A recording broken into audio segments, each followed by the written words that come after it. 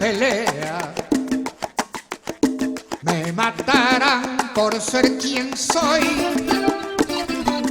grito del pueblo y clase obrera, un enemigo del matón,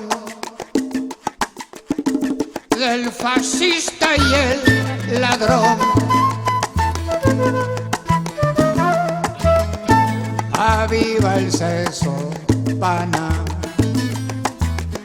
aplícate, recuerda,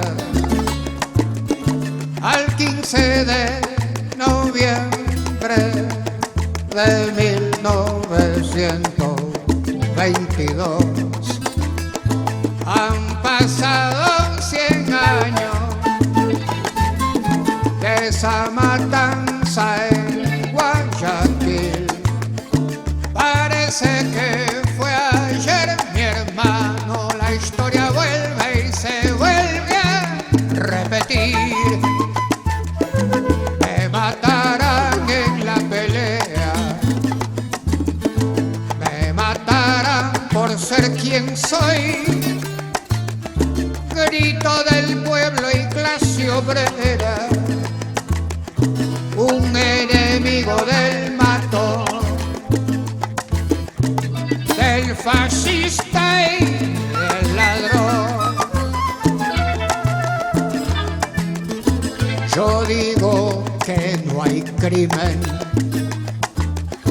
más cruel y despiadado que aquel que se comete con bendición presidencial. Desde los Andes ecuatorianos, en las mágicas colinas aledañas al río Intac, provincia de Imbabura, nace un café, cultivado con amor por valientes mujeres a las que pertenece la marca Francesca. Cada grano se escoge con cuidado para que cada taza de café sea una experiencia única. Francesca te inspira. Francesca te apasiona. Francesca te enamora. En cada sorbo, descubre lo mejor de ti.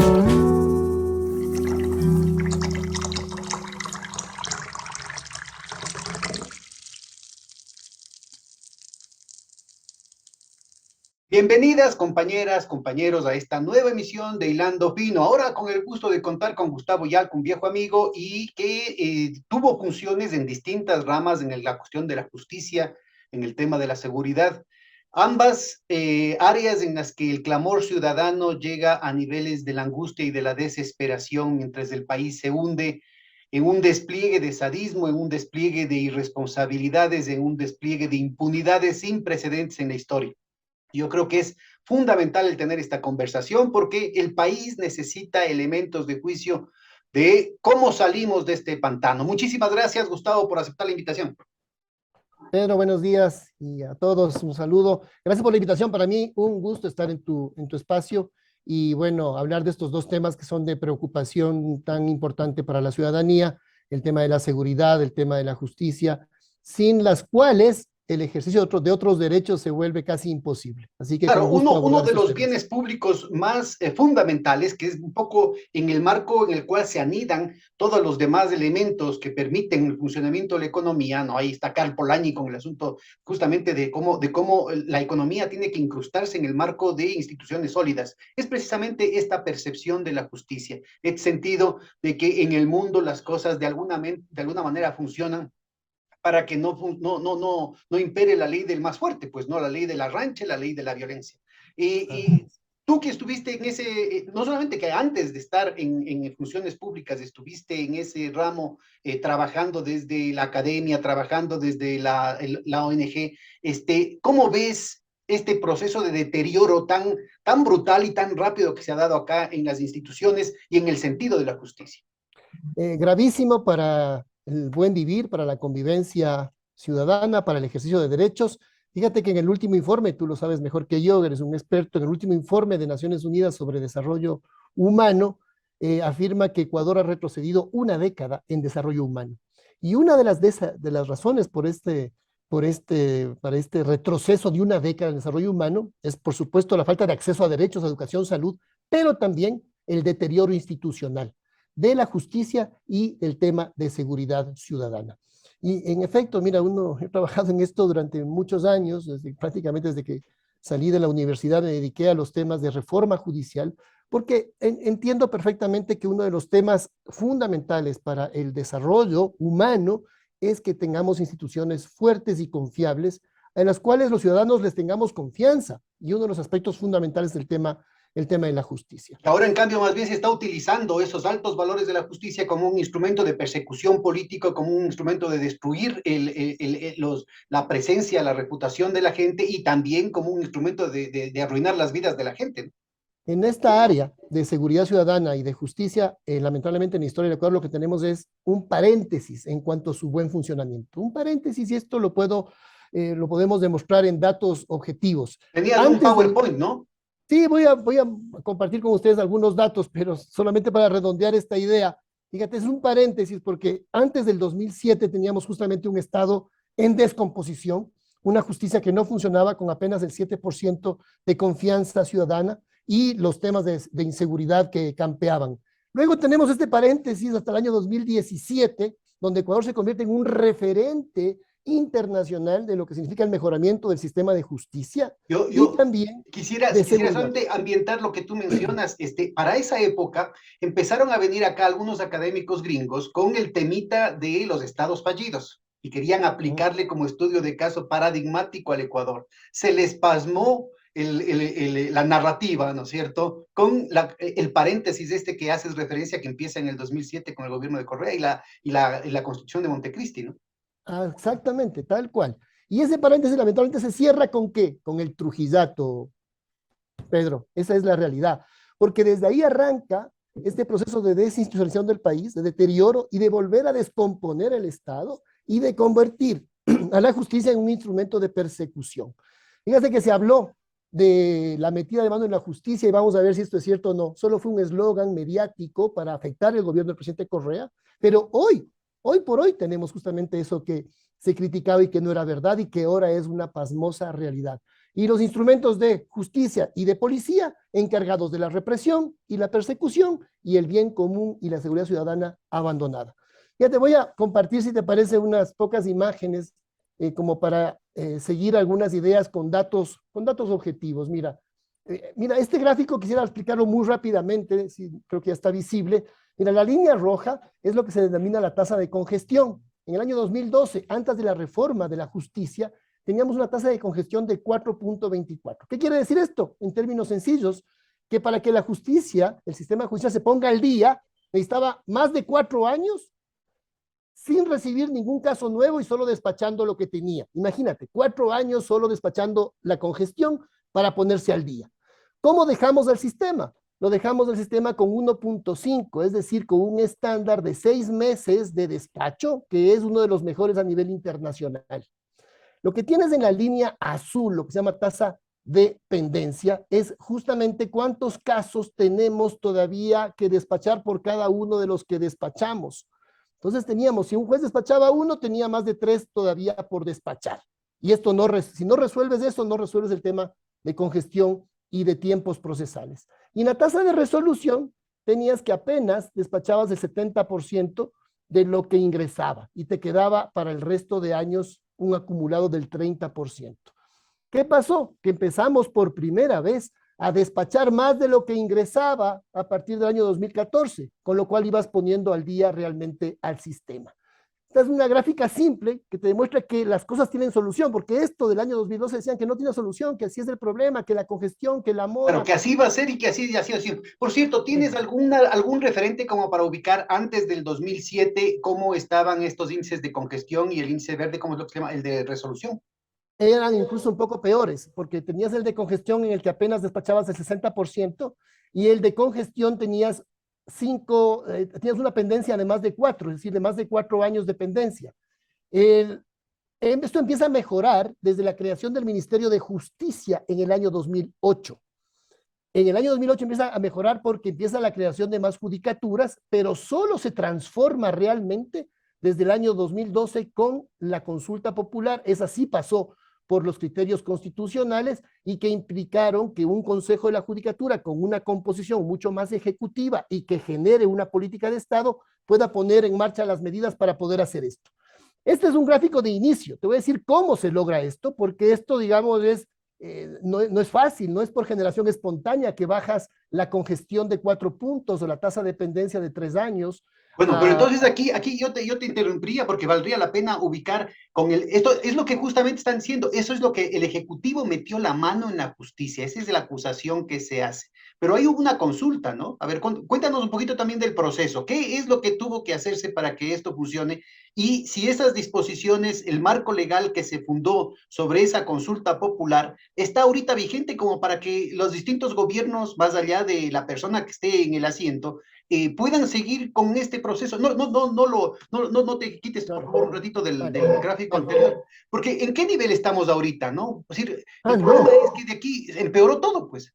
Exactamente. Ahora, mira, no te pongo las cifras del año 2022 porque son muy opacas, porque el Consejo de la Judicatura no las publica porque no son buenas justamente, porque una de las razones por las cuales logramos bajar esto es porque teníamos audiencias fallidas hasta del 60% en el año 2012, es decir, audiencias que se convocaban y no se instalaban, 60%.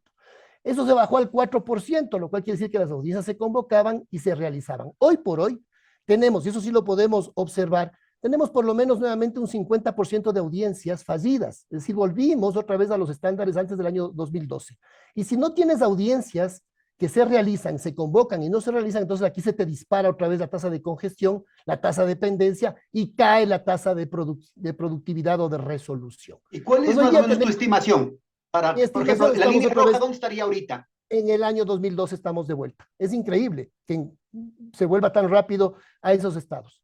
Estamos nuevamente en el año 2012 porque si tenemos 60% de audiencias fallidas acá y aquí fácilmente comprobable tenemos más del 50% de audiencias que se convocan y no se instalan, estamos de vuelta al año 2012. Es muy difícil construir, es facilito destruir, así es que la tasa de deterioro es muy acelerada.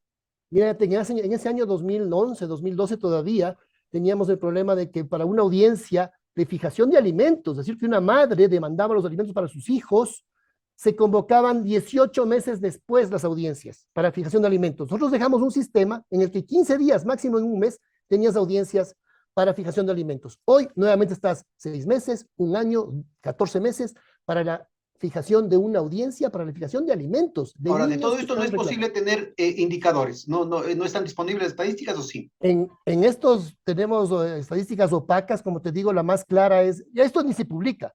Lo que es claramente medible es el tema de las audiencias fallidas, donde estamos más del 50% ya de audiencias fallidas que te generan justamente este gran efecto de congestión judicial y dependencia judicial. Gracias. Ahora bien, viene la consulta del 2011 y tú preguntabas, Pedro, con razón, ¿y por qué entonces hubo esta consulta del año 2011? ¿Por qué? Porque mucho trabajo, sobre todo en el ámbito penal, implicaba que la policía hacía un trabajo ya con un énfasis ciudadano y de desarticulación de bandas, pero que mucho quedaba diluido en las malas decisiones judiciales. Desde ahí nace la consulta del año 2011 y el pueblo ecuatoriano la aprueba para tener una justicia mucho más eficiente, más ágil, más rápida, y se genera un consejo de judicatura con una composición que implicaba la generación de una política de Estado. Por eso, el presidente de la Corte Nacional manda una terna, el presidente de la República manda una terna, el presidente de la Asamblea o la Asamblea Nacional manda una terna, la Fiscalía manda una terna y la Defensoría Pública manda una terna. ¿Por qué esa composición? Porque esto te genera política de Estado y esos son los modelos de consejos de la judicatura de Europa y de la mayor parte de América Latina. Incluso en Europa, el presidente, por ejemplo, del Consejo de la Judicatura de Italia es el propio presidente de la República. ¿Por qué? Porque el Consejo de la Judicatura no administra justicia, administra el sistema de justicia, el servicio de justicia, y no se dedica, como ahora sí, a meterse en los procesos judiciales que se acusó antes y que nunca se probó y que ahora hay hasta audios de esa intromisión del Consejo de la Judicatura en los juicios. Esa Entonces es se función del acusa, presidente de la República en tanto jefe de Estado, ¿no? Entonces, inclusive en Europa hay una diferencia entre el jefe de gobierno y el jefe de Estado. Aquí también el presidente de la República es al mismo tiempo jefe de gobierno y jefe de Estado, no claro, solamente de la función ejecutiva. y es el responsable de la política criminal, y es el responsable de la seguridad ciudadana, y es el responsable de la calidad de los servicios públicos. Y resulta que la justicia, aparte de ser un poder de administrar justicia aplicando el derecho, también es un servicio público. Entonces ahí es donde entra la corresponsabilidad de las funciones del Estado, ejecutivo, legislativo, judicial, fiscalía, defensa pública, para generar la política de Estado por el servicio de justicia, no por las sentencias, no por el contenido de las sentencias, que eso es lo que sí ahora se hace y que antes no se hacía y se acusaba sin razón. Entonces viene esta consulta, Pedro, y nos dice lo siguiente. Perdón, Que y el marquemos presidente de la República tenía atribuciones para llamar esa consulta, ¿no es cierto? Atribuciones legales y constitucionales. y no solo eso, sino que además pasó por el filtro de análisis de la Corte Constitucional.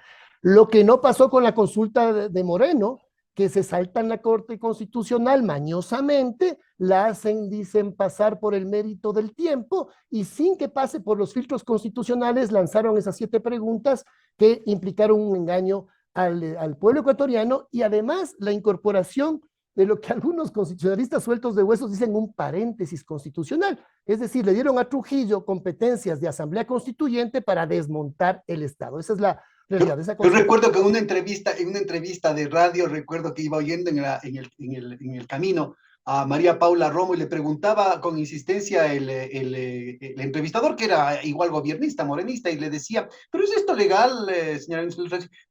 Es lo procedente, ¿no? No, y acuérdate las declaraciones de Julio César Trujillo en Radio Democracia, que no me acuerdo qué pregunta dijeron, y dijo, suelto de huesos, dijo, es que nuestros mandatos están por encima de la Constitución. Y ya te digo que la academia guardó silencio. Claro. Y algunos constitucionalistas decían, sí, lo que pasa es que estamos en un paréntesis constitucional. Paréntesis constitucional es igual a dictadura, ¿no? No tiene otro nombre. Pero le ponían este eufemismo de paréntesis constitucional para darse las competencias de qué? De desmontar al Estado para convertirlo en un Estado persecutor. Mira, no me quiero alargar mucho, pero mira que hay estos datos, ¿no? Teníamos un sistema de justicia, mira, antes del 2007, donde el 70% de los privados de libertad no tenían sentencia. 70%. Con la creación del Ministerio de Justicia en el año 2008, se empezó a resolver los problemas de los privados de libertad sin sentencia, del problema penitenciario, donde todavía había muertos y motines, pero entre el año 2007 y el 17, ese paréntesis del que te hablo, no hay motines, no hay muertes. Hay años donde no hay 0 muertos. 2013, 2014, 0 muertos. Los otros años, 1, 2, 3 muertos en las cárceles, que no debe haber ninguno, pero no tenemos 240 muertos en los últimos 2 años. Y dejamos un sistema donde el 77% de los privados de libertad tenían sentencia y solo un 23% esperando sentencia, los mejores estándares de América Latina. ¿Y cómo estarían ahorita estas estadísticas, Gustavo? 60% de privados de libertad sin sentencia, 60%. Por eso, 60% de los muertos no tenían ni siquiera sentencia. Y muchos de ellos tenían orden de libertad en la mano y fueron asesinados dentro de las cárceles ecuatorianas. Y aunque estuvieran sentenciados, en el Ecuador no hay pena de muerte. Claro, es una pena de muerte totalmente ilegal y además por el lanzamiento de los dados, ¿no? Pero, no, además es la muestra de que el Estado es un Estado fallido dentro de las cárceles y un Estado fallido ya por fuera de las cárceles también. Ahora, yo oí recientemente en una entrevista que hablaban de 440 muertos desde el 2019. Es correcto. Sí, desde el año 2019, 440 muertos dentro de las cárceles ecuatorianas. Es un estándar a nivel mundial, el peor a nivel mundial en estos últimos años. Y la verdad, lo que representa es que el Ecuador es ahora conocido justamente por estas razones, no por las buenas razones que implicaban en su momento el haber tenido niveles de seguridad ciudadana que implicaban que algunas de las ciudades del Ecuador eran las más seguras de América Latina durante el periodo del presidente Rafael Correa, y la reforma judicial, una de las mejores vistas a nivel regional. Aquí tenemos nuevamente de vuelta, ¿no? Estamos de vuelta al año 2005, al año 2006, 60-70% de privados de libertad sin sentencia. Esto, mira, eso también fue lo que provocó también que haya una política de Estado para la seguridad ciudadana. teníamos en el año 2008, 2009, y esta era la realidad antes del año 2007, la misma, 2.000 caducidades de prisión preventiva. ¿Qué quiere decir esto? Que una persona era detenida y si en 6 meses, dependiendo del delito, o en un año no tenía sentencia, salía en libertad sin que exista sentencia. ¿Qué decía la derecha sobre esto? La derecha sobre esto decía que había que eliminar la caducidad de prisión preventiva.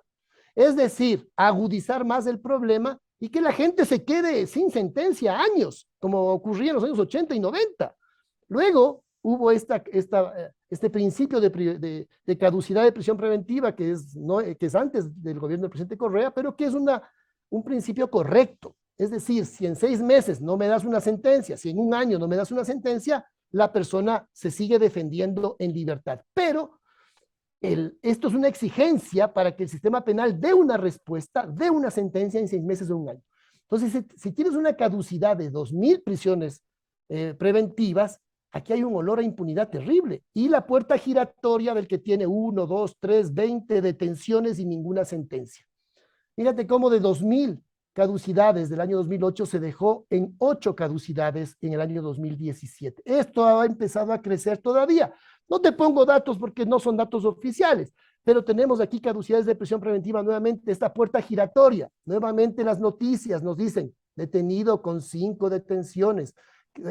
Nuevamente otro detenido ya tiene 20 detenciones anteriores. Esto lo habíamos eliminado lo que se llama la puerta giratoria del sistema penal, que entras y sales sin que exista ninguna sentencia. Esto nuevamente se ha deteriorado. Ahora, los medios, este es apenas un medio.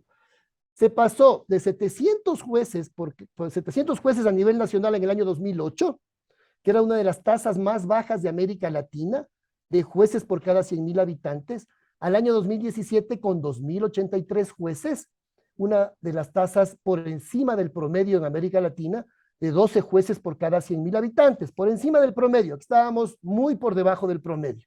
Hoy por hoy estamos otra vez más o menos en niveles del año 2014, porque no han llenado vacantes, porque hay jueces que salen, se jubilan, algunos fallecen, otros son sancionados y no llenan las vacantes. Ahora, Entonces, estos jueces, no solamente hubo un esfuerzo por aumentar el número de jueces para mejorar esos índices que nos mencionabas al principio, sino que también se mejoraron sustancialmente los sueldos, ¿no?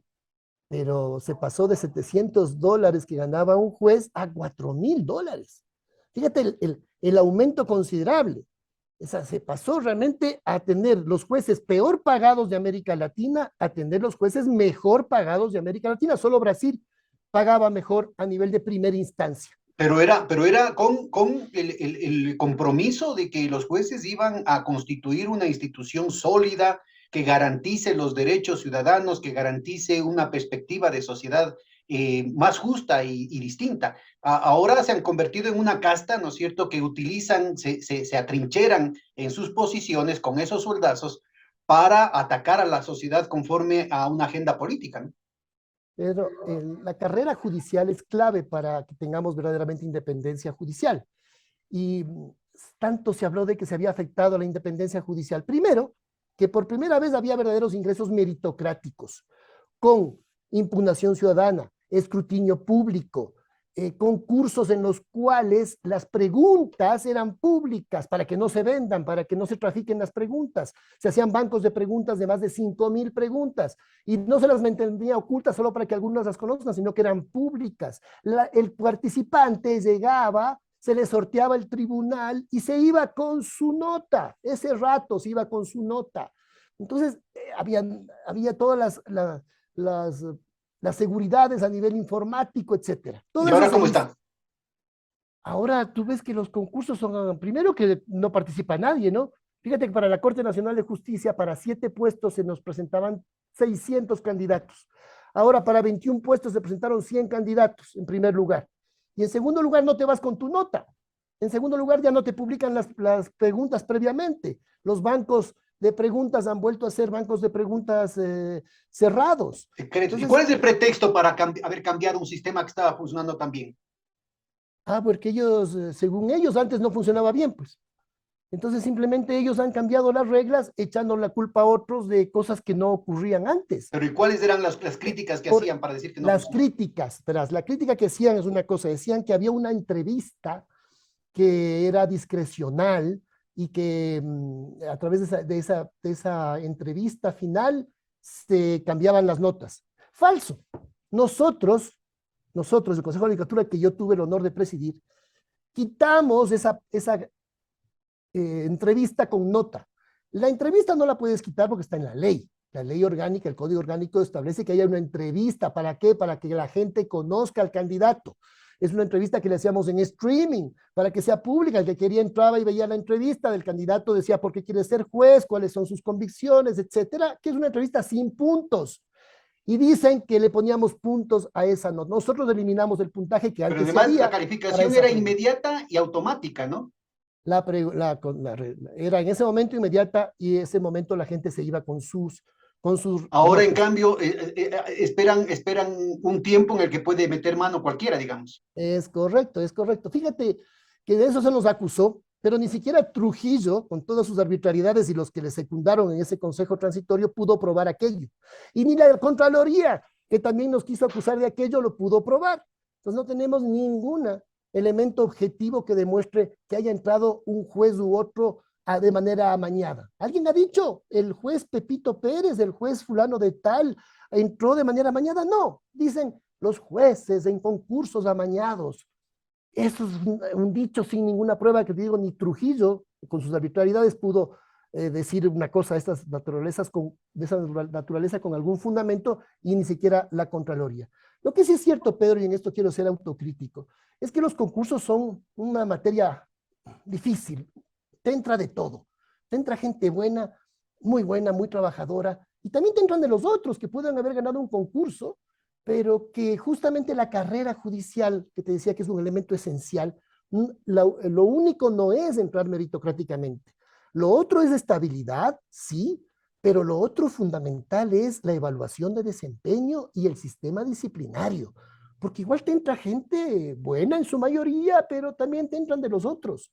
Y luego, y además, el examen podría ubicarte conocimientos, ciertos elementos técnicos, cierta solvencia en algunas materias, pero no te puede decir nada respecto a la ética, pues, ¿no?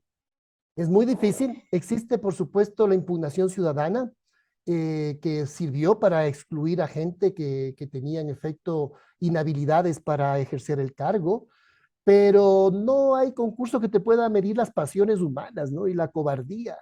Y entonces sí, yo me decepciono de alguna gente que llegó a la Corte Nacional de Justicia. Creo que algunos siguen manteniendo una posición ética y firme en su trabajo, pero otros se vendieron luego al poder, por estabilidad, por mantener sus cargos, y se han prestado a persecuciones terribles, ¿no?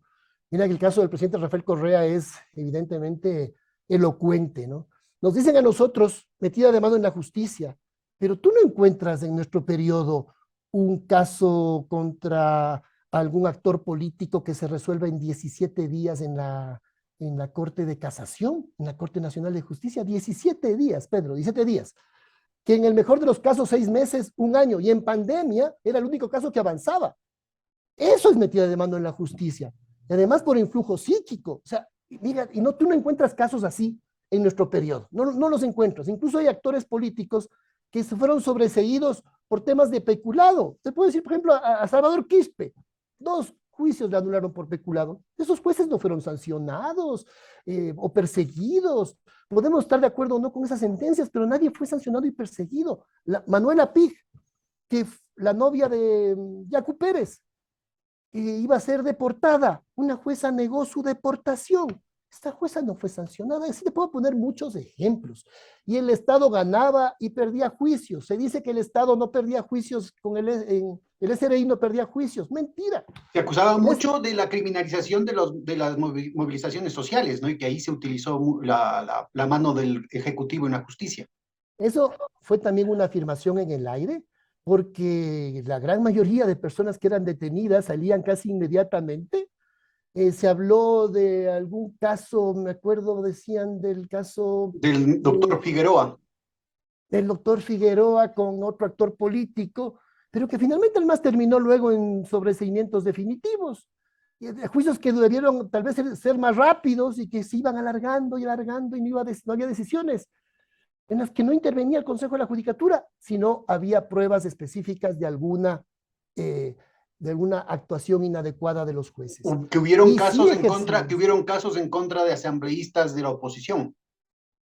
Mira, nosotros ejercimos la facultad disciplinaria que el Consejo tenía, pero no hay un caso, Pedro, que puedan decir que el Consejo de la Judicatura sancionó a un juez en nuestro periodo por algún tema político. No existe, no existe. O sea, este juez fue destituido por un tema político. No, no existe eso. El Consejo sí destituyó a jueces que dejaban libres a narcotraficantes, que dejaban, contra toda ley, que dejaban libres a acusados de violación, contra toda ley. Es decir, por ejemplo, sin audiencia. La ley dice que tienes que hacer una audiencia para sustituir la prisión preventiva. Sin audiencia, libertad para acusados de narcotráfico.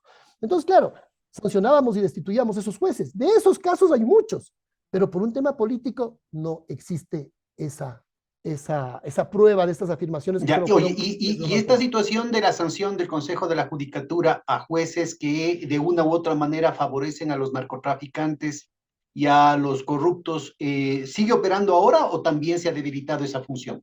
No, totalmente. Además, el Consejo de la Judicatura ahora ha quedado casi pintado en la pared. Primero, porque no ejercen ninguna función administrativa correcta, tienen financiamiento y no ejercen. Las infraestructuras abandonadas, ni siquiera tienen aire acondicionado en Guayaquil, no hay papel para las impresoras. Y en el ámbito disciplinario, la Corte Constitucional les ha cortado algunas competencias, pero más allá de eso, igual podrían ser más ágiles en la investigación de inadecuadas decisiones, pero parece que ahora sí son bastante selectivos en cuanto a investigar a unos y no investigar a otros.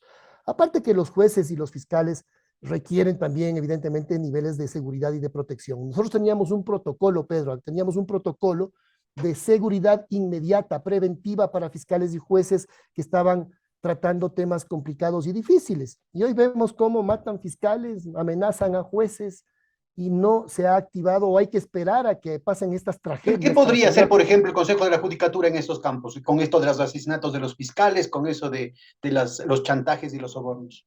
Hay sistemas de alerta temprana, protocolos que diseñamos desde el año 2013, en los cuales justamente en coordinación con el Ministerio de Justicia y el Ministerio del Interior, que se eliminaron luego, tanto los ministerios como los protocolos, se activaban alertas tempranas. Los jueces podían mandar un mail al Consejo de la Judicatura y se activaba una alerta temprana y se hacía un análisis de riesgo inmediato para fiscales y jueces y se les daba la protección pertinente. Y el crimen organizado sabe esas cosas, sabe cuando el Estado está reaccionando y funcionando. Un Estado que hace bien su trabajo, Pedro, no hay crimen organizado que le gane. Evidentemente nunca hay que bajar los brazos, no es que tú en temas de seguridad ciudadana llegas a un punto y ya lo lograste, no es llegar a la cima de una montaña y nada más. Nunca tienes que bajar los brazos, porque el crimen organizado está tratando de penetrar al Estado, tratando de amenazar permanentemente a los funcionarios, cuando no comprarlos, pero el Estado tiene que estar depurando, autodepurando y dando protección y dando los medios para luchar contra el crimen organizado. Y esa visión de Estado eficiente es la que se ha perdido, tanto que ni siquiera controlas bien tu territorio, ni dentro de las cárceles, ni evitas, por ejemplo, que se desarrollen los cultivos ilícitos, que durante el gobierno del presidente Correa podía salir al mundo a decir, el Ecuador es libre de cultivos ilícitos. Hoy por hoy la Flaxo nos está diciendo que ya hay centenas de hectáreas de cultivos ilícitos en el Ecuador. Entonces, fíjate, ¿no? ¿Quién tiene pacto pues con la delincuencia? ¿El que deja que te penetren el territorio y te cultiven? ¿El que desmontaba laboratorios o el que no desmonta laboratorios y sí dice que captura drogas pero no desmonta? El que deja entrar armas a la cárcel o el que evitaba que entren armas a la cárcel. Entonces, esa es la visión de Estado, ¿no? Ese Estado diminuto de los gobernantes actuales que no se dan cuenta que el Estado tiene que estar sin bajar los brazos permanentemente luchando contra Bueno, pero la aquí iría inseguridad. mucho más del tema del tamaño del Estado, es decir, inclusive con un gobierno neoliberal, con la infraestructura que ya tienen y con los indicadores montados, podrían haber continuado con una política que evite, ¿no es cierto?, que, como dice el zorro, se le pone a cargo del gallinero, entonces si es que no le va a pasar nada, entonces no va a preocuparse en el asunto. Entonces el problema es que empiezan a disputarse entre los zorros. Ahorita hay una disputa territorial por parte de las mafias del Estado ecuatoriano, cosa que no había sucedido en décadas, ¿no? Si es un Así tema, es. es por primera vez en la historia que tenemos estas escaladas, es porque hay una disputa ya del territorio, convertir al Ecuador en un narcoestado. Ahora, antes de que pases a este tema, mira, yo quería ubicar una cuestión que me parece que es central, ¿no?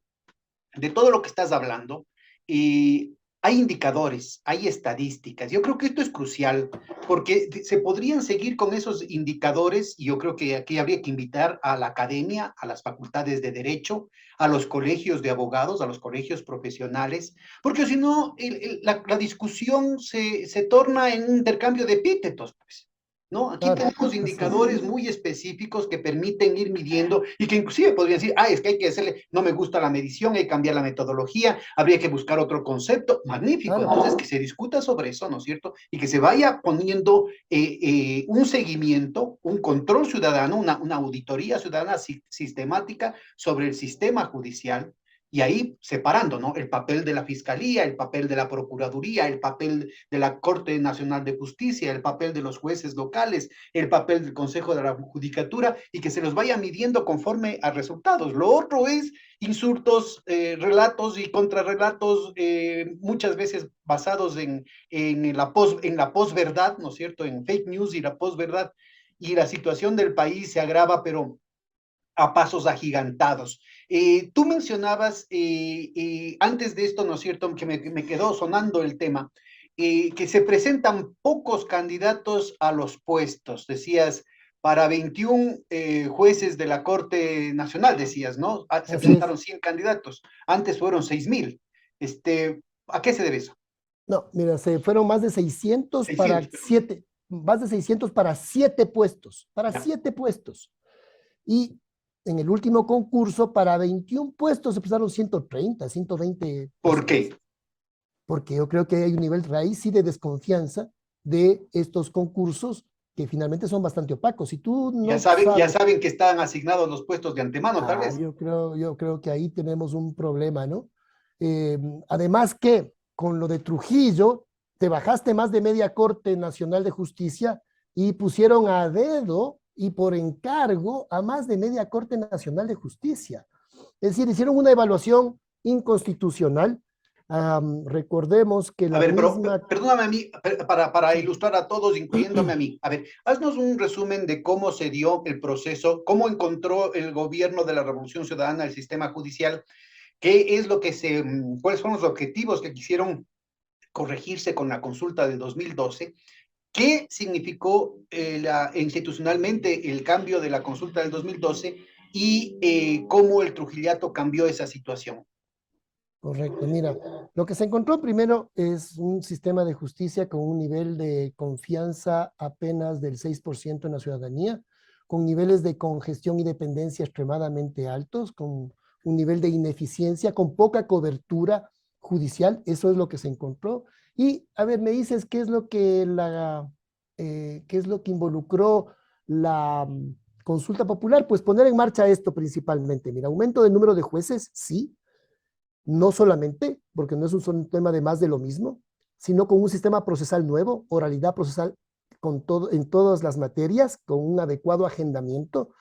Teníamos oralidad solo en materia penal y muy mal aplicado, sin los suficientes jueces y tribunales. Pasamos a una oralidad procesal en todas las materias. Te voy a dar unos datos de qué significó esto. Tecnología e infraestructura, que se dijo solo eran edificios nuevos. No, era tecnología, infraestructura y modelos de gestión enfocados en el usuario. Es decir, no los modelos de oferta del servicio, sino los modelos de demanda, que es lo que la gente necesita. Incluso las infraestructuras han sido diseñadas de esa manera.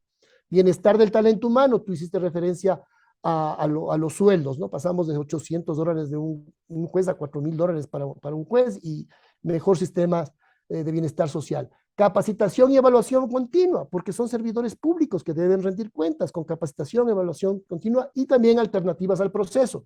Ahí se desarrolló la justicia de paz, se desarrolló la mediación y la conciliación, es decir, diversificar el sistema de justicia y sus servicios para servir de mejor manera. Eso significó.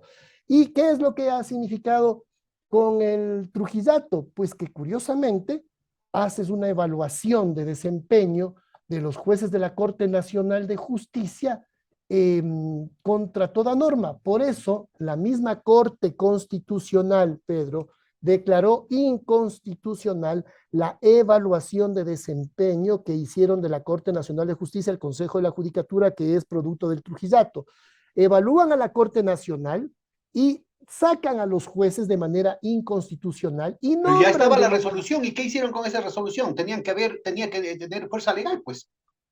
Sí, pero la Corte Constitucional primero se tomó algunos años esta evaluación, recuerda que fue en el año 2018, 2019, y apenas este año la Corte ha declarado la inconstitucionalidad de esa evaluación, con lo cual ya los hechos lo lograron hacer, porque se pusieron una corte nacional, sobre todo en el área penal, con consigna para provocar, por ejemplo, casaciones en 17 días, con jueces encargados.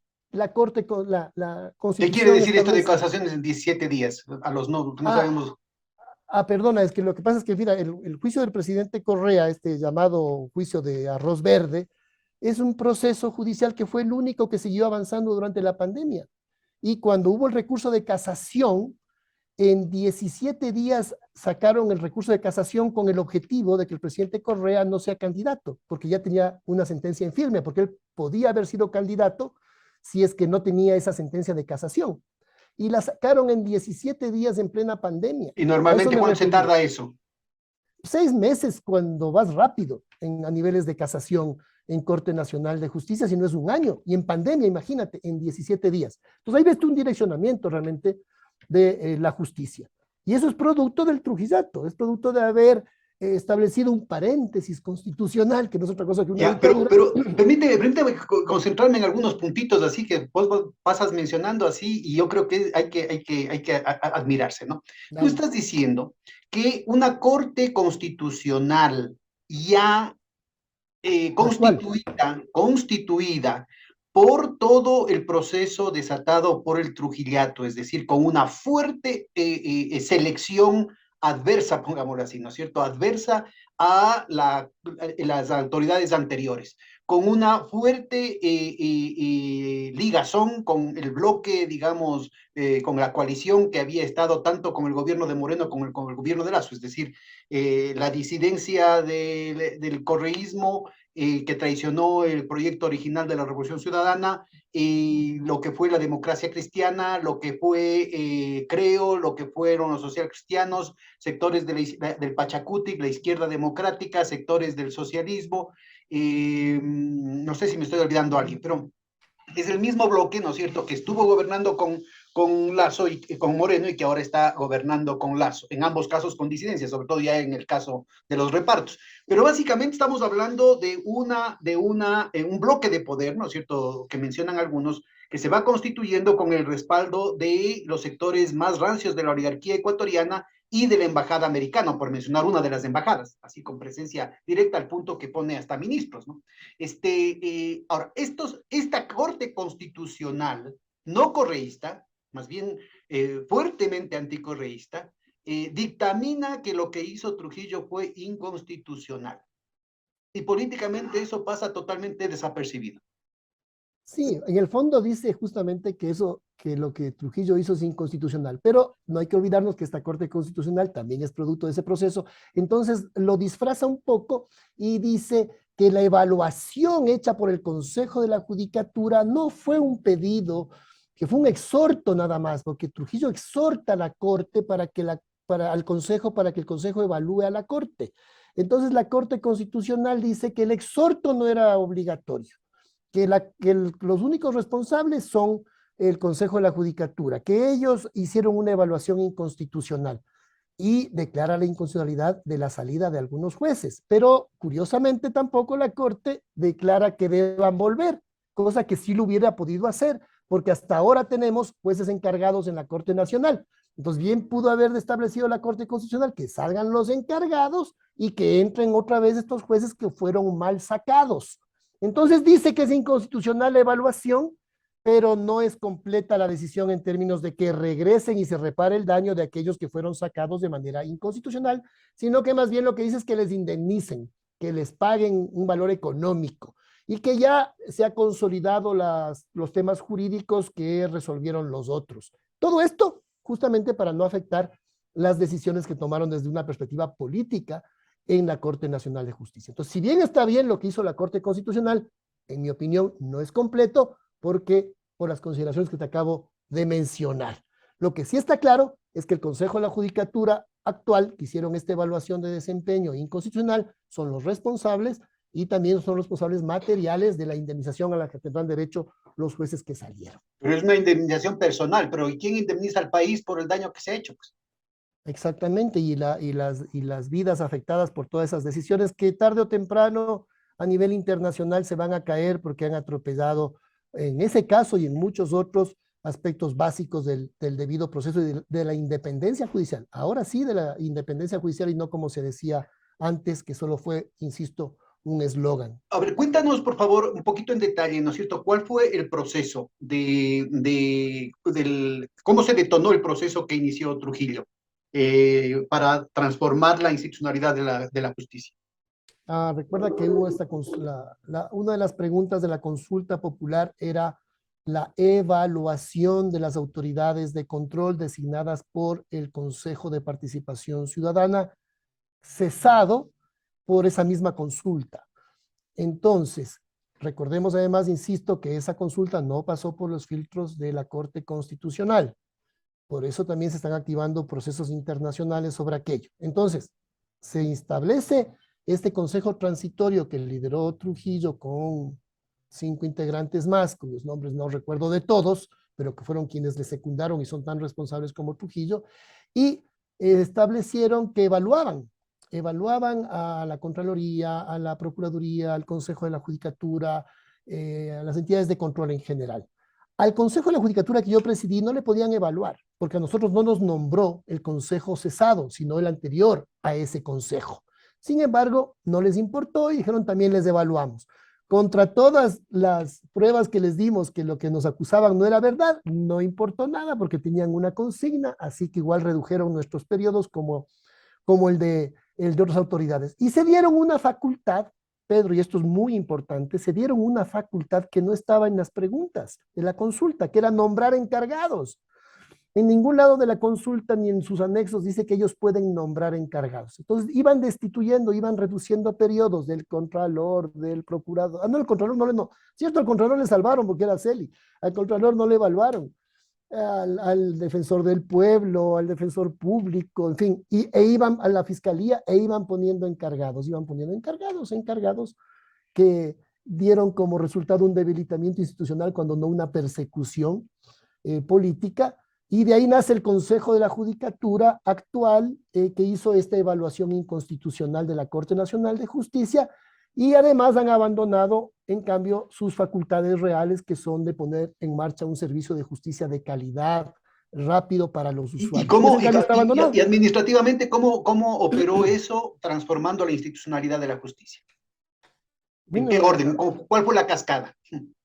La cascada fue que los primeros en bajarse fue el Consejo de la Judicatura, ¿no? Nos bajaron al Consejo de la Judicatura y luego continuaron con la Fiscalía, Defensa Pública, etc.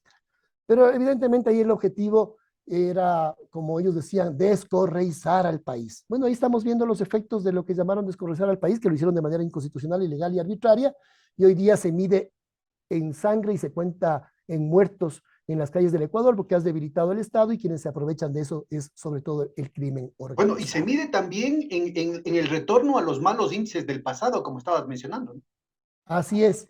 Mira, y no es solamente el tema, hace rato tú decías algo de la infraestructura, la capacidad instalada. Sí, aquí, mira, pongo unas imágenes de algunas de las unidades judiciales que se construyeron a nivel nacional y que eran visitadas por delegaciones internacionales de Perú, de Colombia, de Paraguay, que venían al Ecuador a ver estas infraestructuras que estaban diseñadas para funcionar mejor, sobre todo las unidades de flagrancia, donde se coordinaba acciones entre la Fiscalía, la Defensa Pública, el Ministerio del Interior, la Policía, los jueces del Consejo de la Judicatura. ¿Para qué? Para que funcione el sistema de flagrancia, para que no tengas detenidos ilegales por más de 24 horas, un detenido sin fórmula de juicio, sin estar delante del juez, sin tener una decisión específica. Se diseñaron de tal manera que haya seguridad. Aquí en esta gráfica lo que quiero mostrar rápidamente, Pedro, es que había circulación diferenciada para jueces, fiscales, acusados, víctimas, para que no haya revictimización, para que haya seguridad. Entonces, para que no puedan ser sujetos a presiones, a chantajes, a amenazas los prisioneros de la justicia. Es correcto. Espérate, te quería decir lo siguiente, muy importante. Como fuimos mucho más eficientes en el juzgamiento de delitos flagrantes, ¿qué pasó?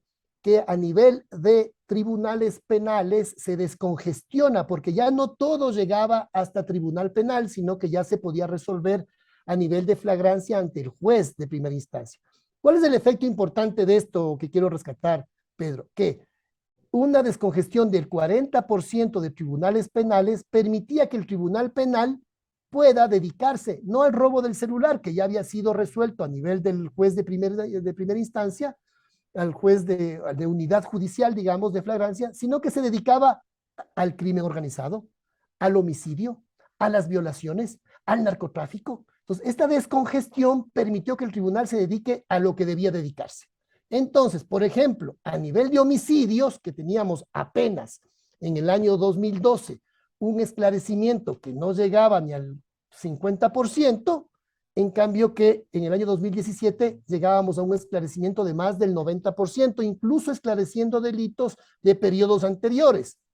Esto, el esclarecimiento del homicidio, tiene una relación directa con esa caída de los homicidios en el Ecuador, que llegó al año 2017 a 5 homicidios por cada 100.000 habitantes e incluso en el año 2018 un poco menos.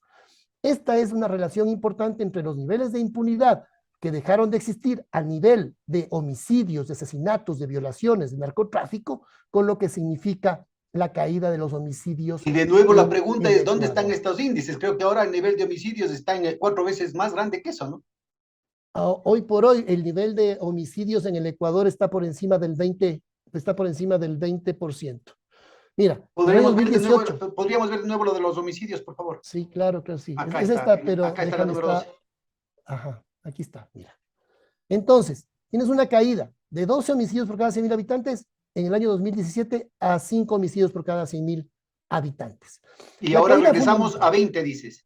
Ahora estamos en 20 homicidios. Ya, ahora en términos de la impunidad, ¿cuál es el porcentaje de las causas de homicidios resueltos ahorita al momento?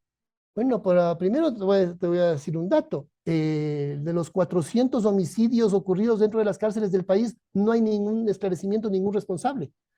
Hay una regla que se llama la regla Mandela. Hay varias reglas Mandela, digamos. Hay 5 principios y 140 reglas Mandela, y iba a hablar de eso en el manejo penitenciario, que te dice que no puede haber una sola muerte dentro de un sistema penitenciario que quede sin esclarecimiento. Tenemos más de 400 muertes en el sistema penitenciario y no sabemos quiénes son. A nivel de los tribunales penales no tenemos estadísticas específicas por el momento, pero sabemos que hay una congestión nuevamente a nivel de tribunales penales y que no tenemos un esclarecimiento que te digo, sin temor a equivocarme, que no llegamos al 50% de esclarecimiento de homicidios en el país y en los tribunales penales. Es decir, a nivel general de lo que estuvimos cerca del 90%, ahora está en menos del 50%. Así es. Entonces, si no tienes esclarecimiento de los homicidios, eso es un desprecio de la vida, porque ha muerto una persona y no importa quién le mató, no hay reivindicación a las familias quieren verdad, quieren saber qué ocurrió, no hay verdad para las familias de los fallecidos, que es un derecho humano el saber qué pasó, y eso es un desprecio de la vida. Entonces tenemos un gobierno que desprecia la vida, y una de las formas de medir esto es esto. Hay una subida de los homicidios en el país y no tenemos esclarecimientos de qué es lo que ocurre. Incluso en el año 2018 llegó hasta menos de 5. Hoy estamos, según algunos, en 18, pero muy probablemente pasemos el año con más de 20 homicidios por cada 100.000 habitantes, que es la tasa más alta de la historia del Ecuador. Y te decía una cosa sobre el tema, sobre la eficiencia del sistema de la tecnología. Hay un principio que dice que los tribunales no son un lugar, son un servicio. Entonces se usó mucho la tecnología para que no fallen las audiencias. Te decía hace un rato que heredamos un sistema con un altísimo índice de audiencias fallidas, y permíteme que me vaya este cuadro por tiempo, en el que bajamos las audiencias fallidas hasta menos de un 4%. Tenemos una media horita más, Gustavo, así es que yo creo que te explayes nomás, porque la oportunidad de conocer estos datos verdaderamente es única. Yo no he oído una ocasión así como la que tenemos ahorita de que puedas ilustrar este tipo de cosas. Te agradezco, perfecto, sí, en la media hora, entonces sí tengo tiempo para los otros temas que quería compartir contigo y tu audiencia. Mira, aquí no solamente hay un tema de lucha contra la impunidad importante y de eficiencia del sistema. Imagínate lo que era una audiencia fallida, ¿no? El tribunal, el juez, en materia penal, convoca una audiencia Entonces, viene el policía, viene el detenido y no viene el abogado defensor del acusado. Entonces le pones un defensor público para que no falle la audiencia. Implementamos tecnología porque ya se convoca la audiencia y el policía ya ha estado destinado a un cantón fuera y no se hacía la audiencia. Entonces se comparecía por tecnología. Los privados de libertad comparecían, podían comparecer desde el centro de privación de libertad. O el policía que ya fue destinado a la Amazonía comparecía desde la Amazonía. O el perito que estaba de viaje comparecía desde el país donde esté. Entonces eso permitía que las audiencias no fallen. Y una audiencia fallida involucra tiempo del juez, tiempo del policía, tiempo del sistema, el traslado con seguridad del detenido. Son un montón de recursos. Calculamos que con las audiencias que no fallaron, hubo costos evitados, tú eres economista, sabes muy bien esto, hubo costos evitados de alrededor de 41 millones de dólares en 3 años. Costos evitados. A eso agrégale la eficiencia, la rapidez, el hecho de que exista una resolución y el costo evitado de todo el tiempo del juez, del sistema de justicia, de los policías, de los traslados, del sistema de seguridad, del abogado defensor, etcétera. Entonces teníamos un sistema mucho más eficiente que con costos evitados hacía más, incluso con menos recursos. Y eso también te Ahora lo que comparto mencionas a de los los años. economistas, mira, en las corrientes más neoclásicas, más de derecha, que hablan del tema de la ley y la justicia, ¿no? Este tema de las expectativas, antes de que te pases a esta, por Sí, favor, dale. regresemos a la anterior. Sí, Sí, esto, o sea, por ejemplo, el tema de la impunidad, ¿no? Es decir, el hecho de que no se esclarecen los casos, en la cuestión de la lámina que mencionabas de la acumulación de casos que quedan ahí contenidos, que no se resuelven, este tema de las audiencias fallidas, que no se sabe si es que va a haber, si es que el juez le da la gana y dice, hagamos la próxima semana, hagamos el próximo mes, no se asoman, en fin, toda esta situación lo que genera es tal nivel de incertidumbre, ¿no es cierto?, que en términos, hasta hay modelos matemáticos que muestran, bueno, todo esto de aquí configura un ambiente de impunidad. Entonces, las expectativas de los delincuentes para seguir cometiendo sus delitos, para, se reduce la probabilidad de ser castigados, pues, ¿no? Esto en la sí, versión más neoclásica, más derechosa, si tú quieres, del tema de la relación entre ley y economía. Desde la perspectiva del ciudadano común, en cambio, se plantea también esta impunidad, esta incertidumbre, plantea también un problema de improbabilidad, es la improbabilidad de que se cumpla con la ley. Entonces se generan incentivos de lado y lado para violar la ley, para no cumplir con la norma, para no comportarse de manera que apunte, digamos, a lo que se conoce como un comportamiento prosocial, ¿no? Y más bien es plantea el agarra lo que puedas. Entonces, exactamente, todo Pedro. esto tiene efectos que van mucho más allá de las estadísticas de los casos específicos judiciales y tienen que ver con el comportamiento en conjunto de la sociedad. Esto es en términos generales. Ahora, desde la Sí, misma perspectiva, te estoy hablando de la perspectiva más derechosa, cuando estamos en un ambiente en el que hay una ofensiva abierta de las bandas del narcotráfico por tomarse el país, bueno, estás creando el ambiente, pero predilecto, pues, para ellos. Es aquí no solamente que ellos pueden hacer su agosto con el asunto del sistema judicial, con la cuestión de la corrupción de la policía, porque los propios policías, ¿no es cierto?, ante una situación institucional en el que saben que tienen que comportarse bien porque hay todo un sistema que va a procesar la situación, a un sistema en el que quién sabe qué va a pasar, ¿no es cierto? Pues encuentran ahí incentivos para caer en la tentación. Desde la así es. perspectiva del muchacho, como hablábamos, teníamos una conversación recientemente con Guillermo Santamaría, que ni trabajan ni estudian, ¿no? Y cada vez se cierran también las probabilidades de trabajar y de estudiar. También se plantea una situación en la que no hay valores, ¿no es cierto? No se sabe si es que va a funcionar la ley, si es que va a funcionar el sistema en términos de proveer empleo, no se sabe si es que va a haber una sanción de acuerdo a méritos, la vida de uno va a estar marcada por ese tipo de cosas. En la juventud también se plantea todo un sistema de contravalores, ¿no es cierto?, en el que el ofrecimiento del dinero fácil y en última instancia de la única posibilidad de conseguir un medio de sustento para la familia, se convierte en un asunto muy atractivo. Entonces, mira, todos estos indicadores que me parecen muy valiosos y que lastimosamente todos se truncan en el 2017, 2018, porque no se ha continuado con las estadísticas, no es un problema tecnocrático, no es un problema, digamos, de que a vos y a mí nos gustan las estadísticas, es que el país necesita tener indicadores para poder para hacer efectivo la rendición de cuentas de parte de las autoridades. Yo creo que es muy, muy significativa las cosas que estás planteando, ¿no? Porque todas ellas configuran, insisto, desde la perspectiva más derechosa, no se diga desde una perspectiva mucho más social, más humanista, ¿no es cierto?, que plantee el tema del bien común como prioridad de la sociedad. Entonces, yo me permito subrayar este tema, ¿no es cierto?, porque en todos los gráficos yo me quedo absolutamente traumado, porque, y bueno, ¿y qué? ¿Cómo estamos ahorita? Pues, Claro. Sí, ya te digo, ahí tenemos una opacidad en cuanto a las estadísticas actuales, pero lo que tú mencionas es de fondo y es correcto, porque mira, el gráfico del año 2012, antes de la reforma, es un gráfico de privilegios. Es decir, aquí seleccionas qué audiencia haces y qué audiencia no haces. Es un sistema de privilegios. Le haces la audiencia al que le quieres caer encima y no le haces la audiencia al que no quieres. En cambio, que en el año 2017 dejas un sistema de igualdad, de igualdad. Solo se suspende la audiencia que por fuerza mayor no se pueda realizar y eliminas la discrecionalidad. Incluso, entonces, por lo tanto, yo estoy de acuerdo contigo, esa perspectiva derechosa, de eficientismo nada más, ya tiene lógica y ni siquiera hacen eso. Pero va más allá del eficientismo, va desde el principio de la igualdad ante la ley, de la eliminación del privilegio. Y eso, claro, esa perspectiva no entran tanto los que hacen análisis de derecha, pero es en el fondo el que todos seamos iguales ante la ley. claro, Y y esto no se además grafica. genera la cobertura para el juez corrupto, para el juez Claro, que está exacto. presto a aceptar todo tipo de presiones, sobornos, chantajes, amenazas, en un ambiente de incertidumbre, llueve sobre mojado, pues que yo suspenda la audiencia que no me conviene.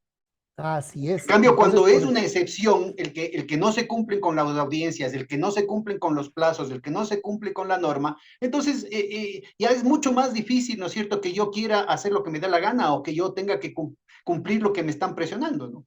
es correcto porque eliminas los márgenes de discrecionalidad. Y cuando tienes parámetros objetivos para la medición y para la evaluación, entonces la gente tiene que apegarse al actuar en derecho. ¿Y Hay cuál gente sería tu que no, estimación de cuál sería el indicador que tendríamos ahorita? ¿Qué porcentaje de las audiencias más, fallidas ahora? más del 50% yo creo. Más del 50% en materia penal. Qué bárbaro. Más del 50%. Es decir, peor que en el año 2012. Eso es fácilmente comprobable conversando con los abogados y viendo cómo las audiencias se postergan y se postergan constantemente. Entonces, ese es un tema de fondo. Mira que a veces los derechos humanos son vistos como el debido proceso, como un concepto abstracto. Somos iguales ante la ley. A ver, ¿se hacen las audiencias o no se hacen? Eso es el ser igual ante la ley. ¿Se están haciendo las audiencias en tiempo? ¿Se despacha correctamente en los turnos pertinentes o no? ¿O hay discrecionalidades? Entonces, cuando tú tienes un sistema con discrecionalidad y sin rendición de cuentas, eso es igual a corrupción. Entonces, ¿qué se hizo? Se eliminaron las discrecionalidades y se aplicó rendición de cuentas con evaluación de desempeño. Fíjate que las provincias del Ecuador empezaron a competir entre ellas sanamente para ver quiénes tenían menos audiencias fallidas. Y Claro. así se reconocía a los directores provinciales, se reconocía a los jueces, a los secretarios que tenían el Claro, mejor ese marco estándar y en un de marco audiencia. además de transparencia, ¿no es cierto?, hace que los propios jueces compitan entre ellos por ver Sanamente. cuál tiene un expediente más pulcro, pues, ¿no? Ahora, si todo Ex, es un asco, si todo es puro lodo, para no decir otra palabra, ¿no es cierto? Entonces, claro. no se preocupa ningún juez de nada, pues, y los abogados, ¿no es cierto?, van construyendo su prestigio, no sobre la base Así de es. ser cuál es el más pícaro, cuál es el que tiene mejores contactos y más descaro para sobornar desde el juez hasta el amanuense de cada juzgado, ¿no es cierto? Y Mira, sino que se plantean sobre la base de la rectitud y la eficiencia en los procedimientos, ¿no? así es, pero a nosotros alguna gente no nos quería porque éramos exigentes, ¿no? No les caíamos bien a muchos, porque decían, ustedes son exigentes. Fíjate, sobre este tema de audiencias fallidas, me acuerdo muy bien el año 2013 que recorríamos el país y hablábamos y decíamos que las audiencias tienen que convocarse y hacerse. Había jueces que se convocaban 2, 3 audiencias a ver si alguna salía. Se convocaba a fiscales a 2, 3 audiencias a ver si iban a alguna. O sea, una cosa, una incultura institucional. Y de un juez, me acuerdo, un juez me decía, pero doctor, no entiendo cuál es su obsesión para que se haga la primera audiencia.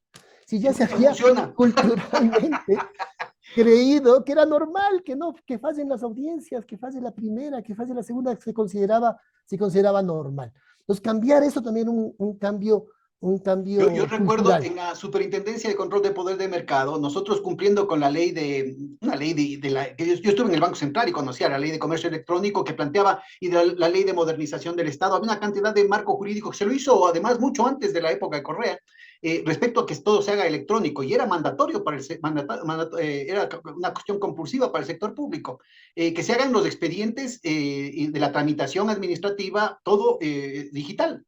Pues los abogados me hacían una guerra terrible, pero así violenta y agresiva, los abogados de la propia superintendencia diciendo que no podía hacerse digital. Yo les sacaba la ley y los otros decían que no.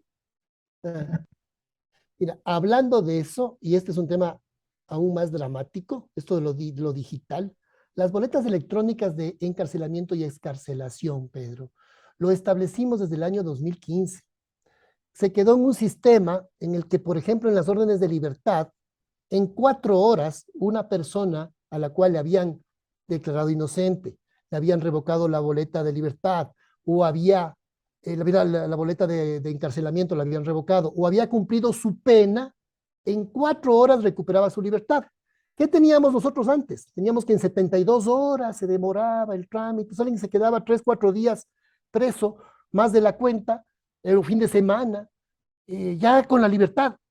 Dejamos un sistema que en 4 horas, y lo que tú dices, ¿no? Había que cambiar también la mentalidad del sistema penitenciario, del director de la cárcel, que quería el papel firmado y si no era firmado no aceptaba. Bueno, se logró hacer esto. 4 horas para la excarcelación ya de un inocente, Ya, pero de esta alguien que cumplió lámina la parece pena. vieja. Esta de aquí, esa excarcelación ahora hace referencia al 2017, 2018. ¿Cuál es la situación en el 2022? Ya, ¿cuál es a eso iba? ¿Cuál es la situación en la 2022? Que varias personas que murieron dentro de las cárceles en estos motines penitenciarios tenían 12 días con la orden de libertad y no había sido ejecutada. Qué Varias tragedia, ¿no? personas. Y nadie responde por 12 eso. días. Nadie responde por eso. Y nadie responde por eso, así que la tragedia son daños irreparables, pero sin duda, si no hay las reparaciones nacionales, habrá juicios contra el Estado ecuatoriano. Imagínate una persona con 12 días con la orden de libertad y no se le Oye, y por ejecutó. ejemplo, en la Asamblea no puede haber juicios políticos respecto a esto.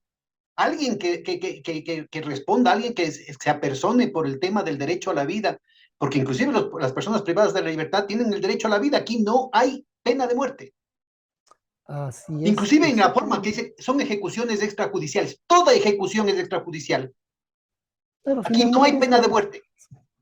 Desde en el exactamente. lenguaje tienen con estos eufemismos supuestamente técnicos, ¿no? Ejecuciones extrajudiciales. Toda ejecución es violatoria no solamente de la Constitución, de las leyes, sino de los derechos humanos aquí en el país. Países bárbaros Mira, como los Estados Unidos nomás aplican la pena de muerte. y mira, la lucha contra la inseguridad no pasa tanto, y tú lo mencionabas hace un rato, por la dureza de las penas. Eso es populismo penal, así se denomina. El usar una preocupación ciudadana con respuestas como hay que aumentar las penas, la cadena perpetua, la pena de muerte, eso es mero populismo penal o populacherismo penal, más que populismo penal, incluso que se usa mal este concepto. Eh, lo que hay que atacar es la eficiencia de las instituciones. Entonces, la certeza de que en efecto se va a aplicar la ley, la certeza de que la audiencia se va a realizar, la certeza de que el juez va a decidir de manera independiente. Esas son las certezas, más allá de la dureza de la pena. Y esto realmente es indignante, la lámina que tenemos delante. Desde el año 2015 dejamos un sistema funcionando de esta manera. En 4 horas una persona es libre. Porque hay que luchar contra el delincuente, pero con la ley en la mano. Se lucha contra la ilegalidad con legalidad. Y si alguien ha obtenido una prisión, una libertad, tiene que ejecutarse de manera inmediata. Puede ser un inocente o puede ser alguien que ya cumplió su pena o se le revocó la prisión preventiva, ya no tiene que estar en la cárcel. Y peor aún en un sistema donde su vida corre peligro como es en la actualidad. ¿Cómo funcionaba nuestro sistema penitenciario y en qué se inspiraba el sistema penitenciario, Pedro? Y esto también es muy importante. En lo que se llama la aplicación de las reglas Mandela en el manejo penitenciario. Mandela es el preso político más conocido de la historia de la humanidad, y él cuando sale de la cárcel establece algunos principios de manejo penitenciario y luego Naciones Unidas los establece como las reglas penitenciarias que el mundo debe aplicar y que las denominó las reglas Mandela en honor a Nelson Mandela. Estas reglas Mandela tienen varios principios y uno fundamental, creo que lo mencioné hace un rato, es que no haya una sola muerte sin esclarecerse dentro de las cárceles.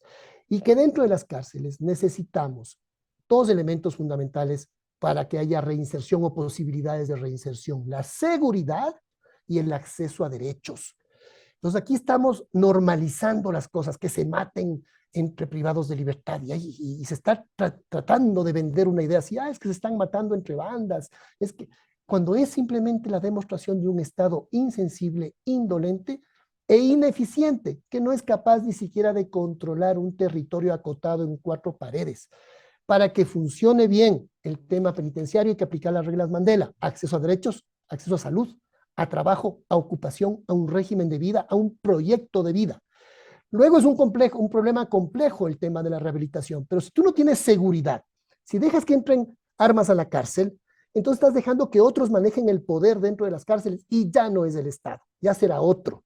Entonces tenemos lo que tenemos. Bueno, y hablando de la estructura de incentivos que estaba mencionando hace un momentito, peor aún si es que quienes introducen las armas en la cárcel es la propia policía, pues.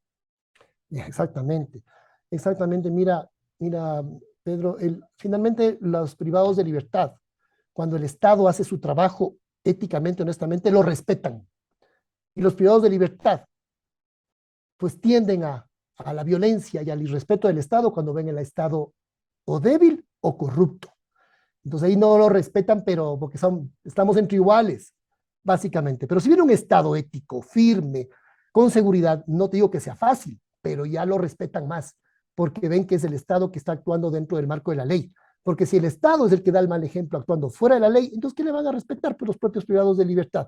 Y la gente queda en abandono, porque no todos son mafiosos. Hay gente que ha cometido errores, que están ahí pagando alguna culpa, en algunos casos menor, y que tienen que entrar dentro de la lógica de las mafias a costa de sus propias vidas o para defender su propia vida. Es simplemente el símbolo de la ausencia del Estado dentro de las cárceles, es solamente el síntoma de otros abandonos fuera de las cárceles. Y además la total destrucción del concepto de rehabilitación, pues, ¿no? Es convertir a la cárcel en un infierno, ¿no es cierto? Así, en un infierno como tal, precisamente en esta validación que se oye muchísimo en las redes sociales y en los propios canales de televisión, ¿no? El asunto de dar por hecho que está bien, ¿no? O sea, implícitamente está bien que se maten entre ellos. Así es. Y fíjate también esta tendencia que tiene el gobierno actual y el anterior de Moreno de echar la culpa a otros. Es curioso, ¿no? Durante ese paréntesis que te digo de un Estado que funcionaba, no tenemos motines, no tenemos estas masacres, no tenemos ingreso de armas y lo que sí tenemos es que hay requisas permanentes. Entonces, si ingresa, porque puede haber filtraciones, se hacen requisas permanentes, se hacían requisas permanentes, se prevenía, había una inteligencia penitenciaria preventiva.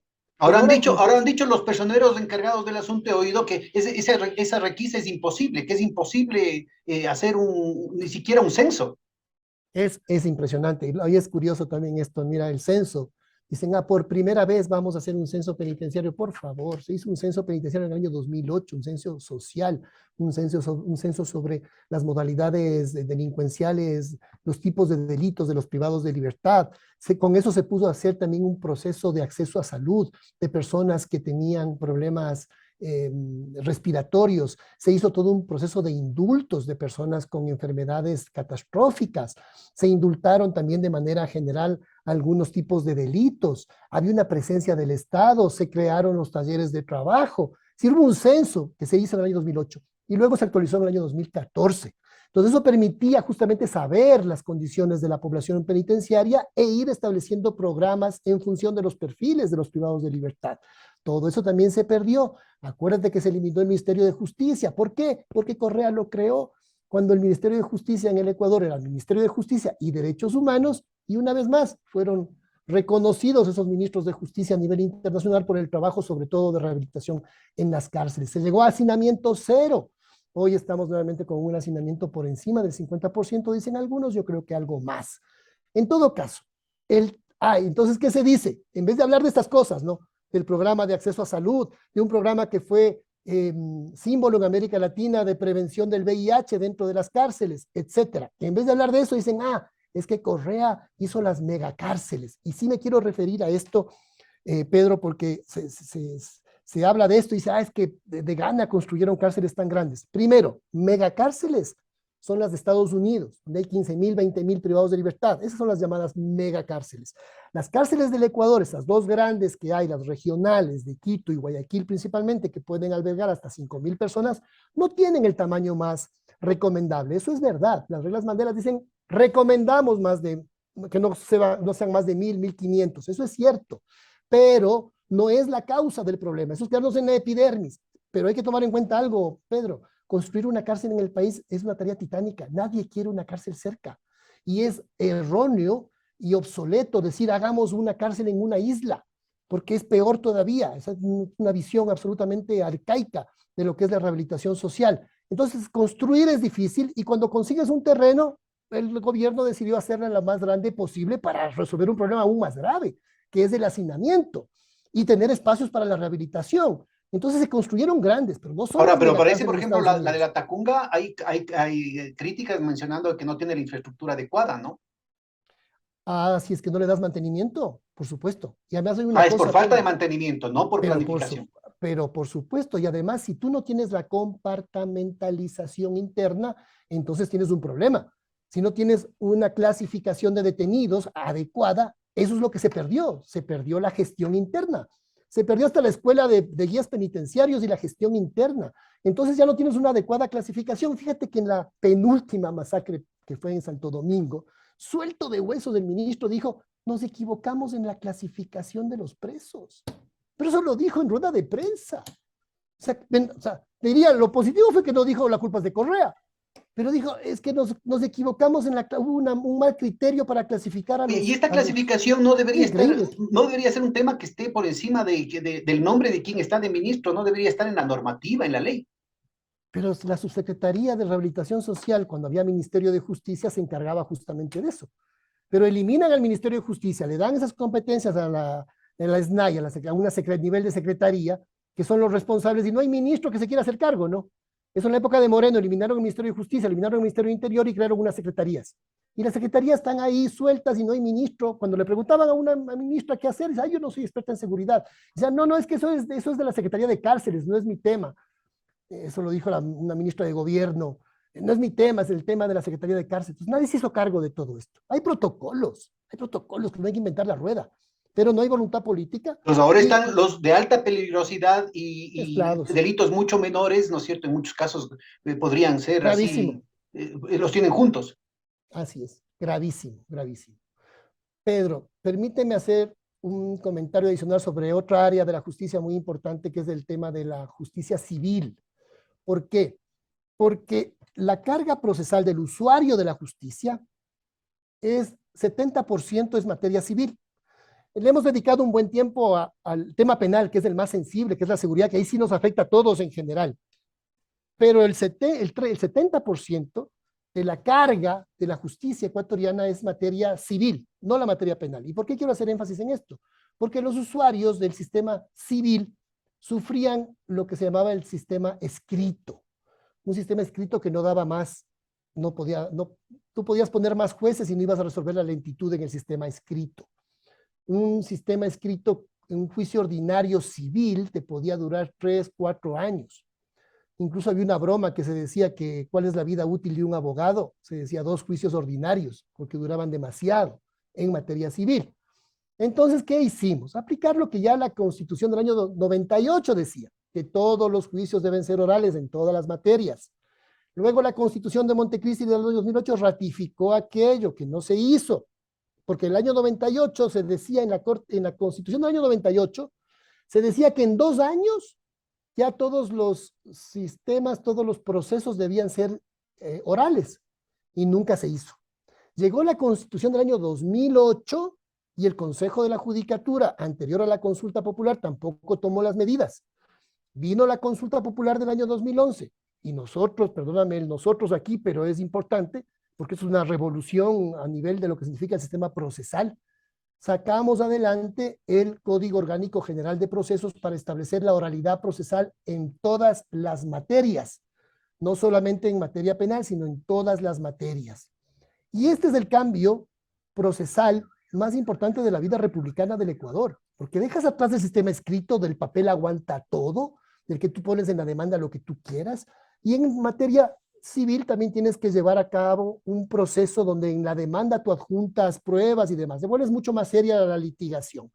Evidentemente este diseño procesal es extraordinario, visto en América Latina como uno de los mejores. Lamentablemente, si no lo gestionas bien, tienes los vicios y problemas nuevamente del sistema escrito. Pero el sistema escrito no tenía soluciones, el sistema oral tiene soluciones. Mira lo que llegamos. Pedro, esto es importante. Un juicio ordinario que duraba 2 años, 3 meses en promedio, llegó a durar 6 meses en promedio, 5 veces más rápido. Así dejamos el sistema. Hoy nuevamente, porque no convocan a las audiencias, tenemos otra vez los mismos promedios de duración de un juicio ordinario de más de 1 año y medio, ya cerca de 2 años. Es decir, volvimos otra vez al pasado, es increíble cómo se retrocede. Un juicio sumario duraba antes de esta reforma 2 años, 1 mes. Dejamos 6 veces más rápido el juicio sumario, 4 meses. El juicio ejecutivo, el de cobro de una deuda, de un pagaré, etcétera, 1 año, 11 meses. De ejecutivo solo el nombre. Dejamos un sistema de 5 meses. Y un juicio monitorio que es para el cobro de pequeñas deudas. Ahora, ¿qué es lo importante también de esto? Que la gente empezó a conciliar más. Empezó a funcionar mejor la conciliación y la mediación. Y todas las formas alternativas, digamos, de resoluciones. Claro, porque cuando el juicio es largo, a quien premias es al que no quiere cumplir su obligación. Porque dices, bueno, méteme juicio y ya veré cuándo pago, cuándo cumplo la obligación, cuándo cumplo el contrato, etcétera. Pero cuando el juicio es rápido, la gente dice, arreglemos. Entonces se concilió y se empezó a mejorar enormemente el tema de conciliación. Y otra cosa que significó este sistema procesal nuevo, el sistema oral, fue esto, mira que a veces no se le da la importancia que tiene. Este era el archivo de la función judicial, así eran los archivos. Y así los dejamos. Intervinimos, hubo una intervención en 128 millones de fojas a nivel nacional para organizar los archivos, porque aquí empieza la opacidad, aquí es donde se pierde el archivo, aquí es donde despachas con temas selectivos. Pero claro, esto te transparenta, pero es apenas el medio. Si no usas el medio, nuevamente lo deterioras, y en el fondo acabas teniendo esta imagen, pero con este contenido, con el contenido. Y ahora es lo que pasa, ¿no? Nosotros lo mejoramos, pero no solamente en la imagen, sino en su forma, en su gestión, en su contenido. Estos son medios, no fines. El fin es la transparencia. Así nunca serás transparente con el sistema de antes. Y con el sistema nuevo hay que usarlo bien para que no se pierdan los juicios, para que haya una trazabilidad del proceso y ya no tengamos las dilaciones o las rapideces de manera selectiva. Entonces pusimos los medios para el fin, pero también dependemos de que quienes lo hagan de manera honesta. Te decía algo de la mediación empezó a significar un incremento enorme en lo que significaba la solución en acuerdos y también costos evitados, ¿no? Ahí hubo un ahorro de lo que significaba alrededor de 37 millones de dólares en resolver arreglando, porque el sistema es mucho más costoso para llevar a cabo un juicio. Pero si la gente arregla sus juicios, si los arregla dialogando y conversando, tienes costos evitados importantes. Por eso tiene sentido esta gráfica de aquí, en la que como hubo una inversión muy importante en infraestructuras desde el año 2012, quería comparar estos presupuestos. Tú como economista quizás lo puedas valorar también. Mira, en un presupuesto de 585 millones de dólares se resolvieron 350,000 causas. En el año 2017 tuvimos un presupuesto de 488 millones de dólares y se resolvieron 718,000 causas. Por todo lo que te dije antes, por la mediación, por la justicia de paz, por la conciliación, por el juicio más rápido, porque las audiencias no fallaban, porque el sistema disciplinario funcionaba y se excluía al mal funcionario, porque había evaluación de desempeño y te decía que había gente que no nos quería porque éramos exigentes, pero esa gente hoy nos extraña, porque nos dice, ustedes eran exigentes, pero eran gente respetuosa, eran gente honesta. Hoy les tratan, discúlpame la expresión, a la patada, ¿no? Entonces prefieren a los exigentes que éramos nosotros, a la gente que les exige y les obliga cosas a veces no tan santas, como los audios que han sido filtrados. Pero desde el punto de vista que... Cuéntanos de esos audios, por ejemplo. Claro, no sé si recuerda que hace algunas semanas salieron a la luz unos audios en que miembros del Consejo de la Judicatura actual iban al despacho de un juez para pedirle que le dé la razón a la señora Yori, que había sido destituida como presidenta de la Asamblea Nacional. Entonces ya puso una acción de protección para volver al cargo. Y hubo un vocal que fue, o dos vocales según el audio, que fueron donde el juez responsable de la causa y le dijeron que iban a nombre del señor Guillermo Lasso, presidente de la República, para que le ayude a la señora Yori. O sea, eso jamás tuviste antes, ¿no? Solamente el eslogan publicitario de la metida de mano en la justicia. Pero hay esto, ¿y sabes qué pasó? Pedro, ¿sabes qué pasó? Que en el juicio político los declararon sin responsabilidad política. O sea, ese nivel de deterioro político y de cultura política hemos llegado al país. Oye, y el ciudadano común no tiene ninguna posibilidad de participar, de actuar, de ejercer algún nivel de exigir rendición de cuentas de parte de las autoridades. No hay, estamos indefensos. Estamos indefensos porque en la Asamblea Nacional, que es el órgano responsable del juicio político, pues a veces esas mayorías dependerán de muchos factores, ¿no? Ahora, yo Y te no digo, hubo los votos. sí, Mira que perdón. se necesitaban 91 votos, 92 votos para la destitución del Consejo y llegaron a 88, 89, si no me equivoco, faltaron 4 votos. En un tema tan flagrante como el que te acabo de decir, no hay papel para las impresoras, no hay tóner para las impresoras, no hay audiencias que se realicen y encima hay audios. Entonces, y tienes esta situación en el Ahora, país, ¿no? este tema de la metedura de mano de parte del Ejecutivo en funciones que no le corresponden, ahora sí es tan flagrante y tan descarado que, por ejemplo, hay un decreto, creo que es el 181, en el que el presidente de la República, el presidente Lasso, bueno, ya hubo el antecedente del decreto 95, de eso recuerdo bien, que lo hace a los 2 meses de iniciado en el mandato, que es en el que plantea la duplicación de la producción de petróleo a 1 millón de barriles, y bueno, no quedó en nada, ¿no? Quedó absolutamente en nada. Inclusive se está produciendo por debajo de lo que fueron en el año anterior, en el periodo anterior. Pero ahí mismo se plantea que se tiene que facilitar todas las cosas a los arbitrajes internacionales y que ningún funcionario público puede hacer algo que evite el que las transnacionales puedan cobrar, ¿no? Y que inclusive podrían ser sujetos a juicios de repetición por eso. Pero después viene el decreto 181, en el que hacen explícito en que ningún juez, mira, un decreto ejecutivo dice que ningún juez puede hacer algo que evite que una transnacional le cobre al Estado los arbitrajes internacionales. Es bárbaro.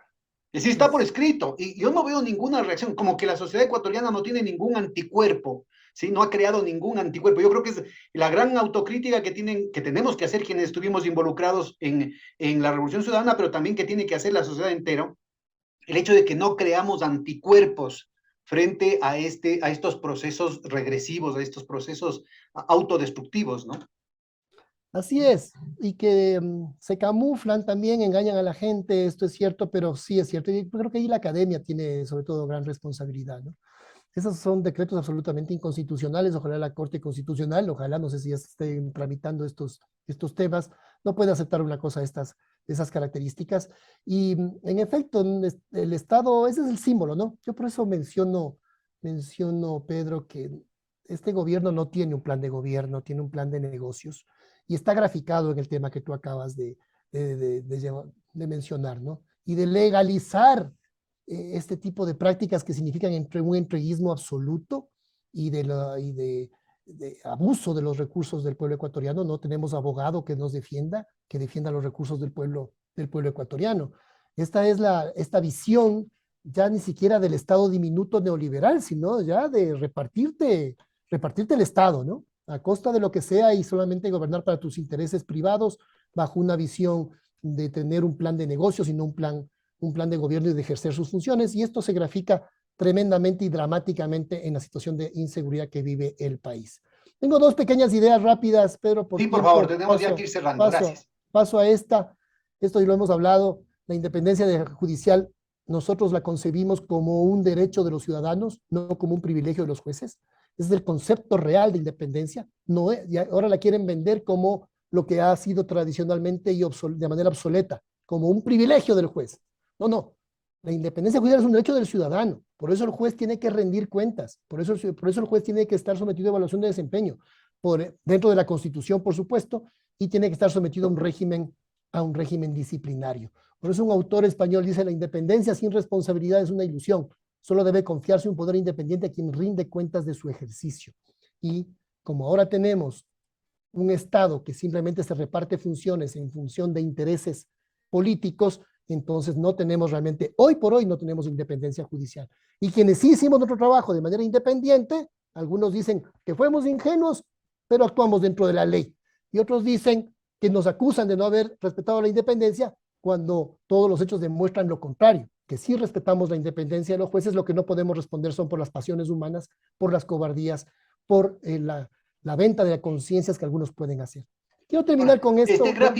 Este gráfico nuevamente no tenemos los datos hasta el 2017 y habría que comparar con lo que pasa ahora. Ecuador logró, ¿no es cierto?, un nivel de los más altos de América Latina, ¿no?, de confianza en la justicia. Así es.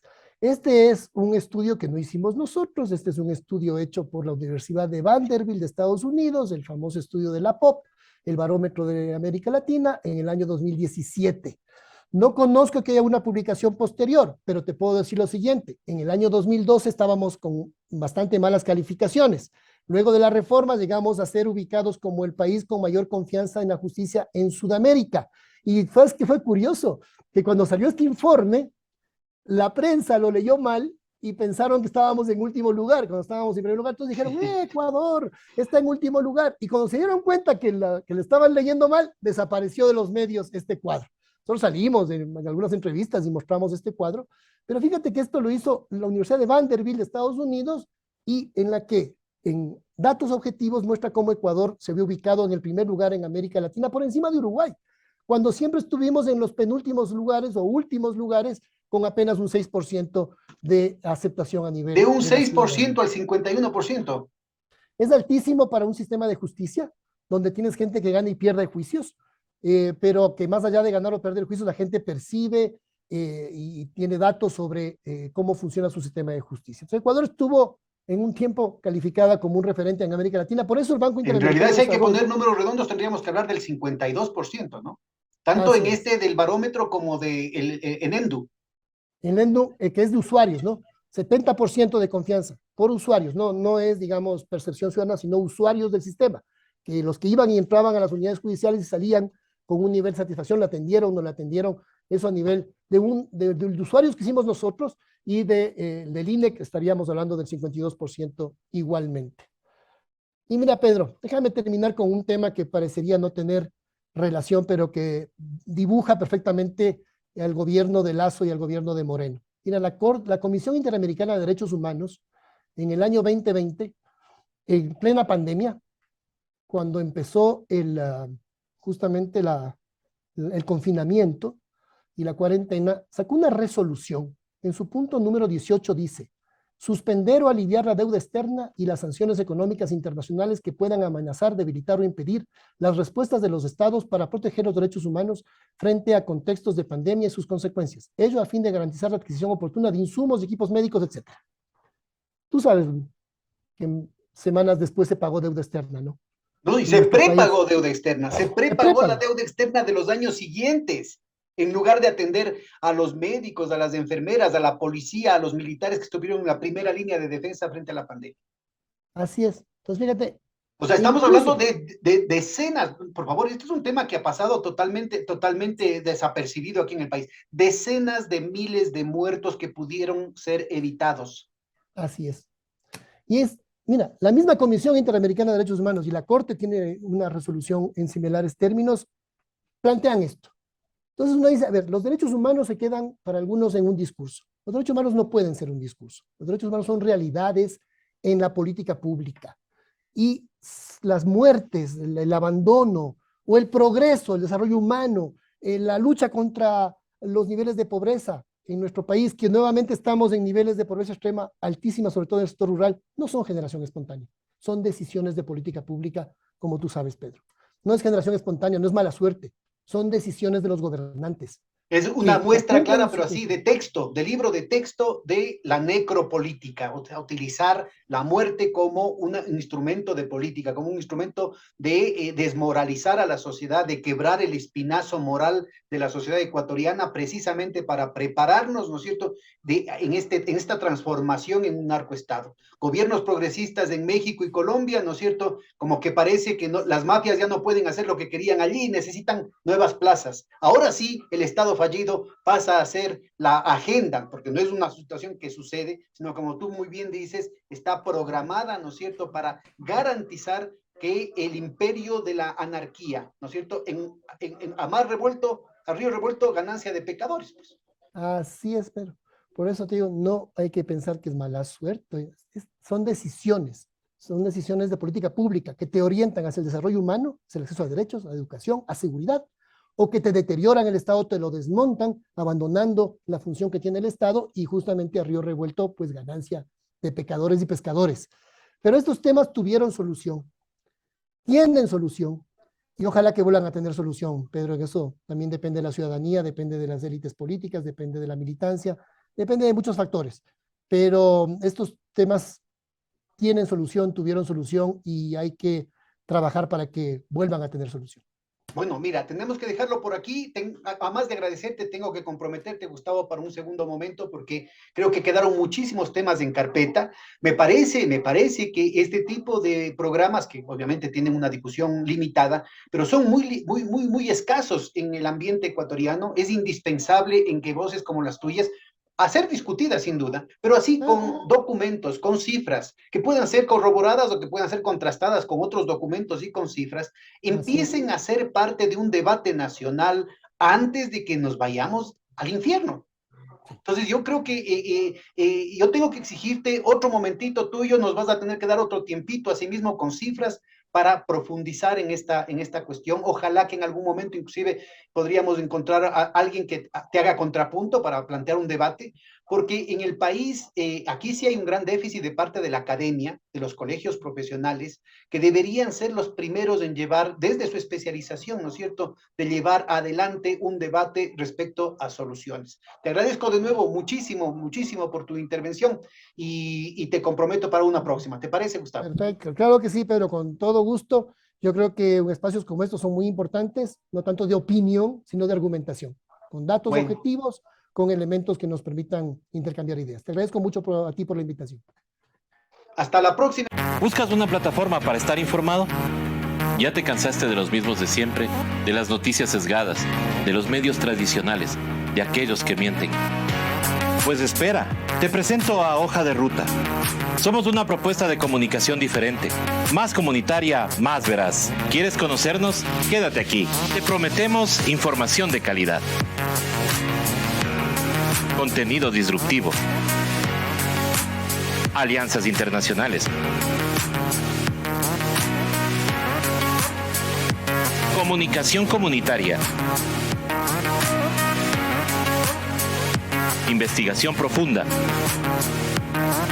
y lo más importante, tú serás parte de nuestra comunidad. Somos Hoja de Ruta Comunicación.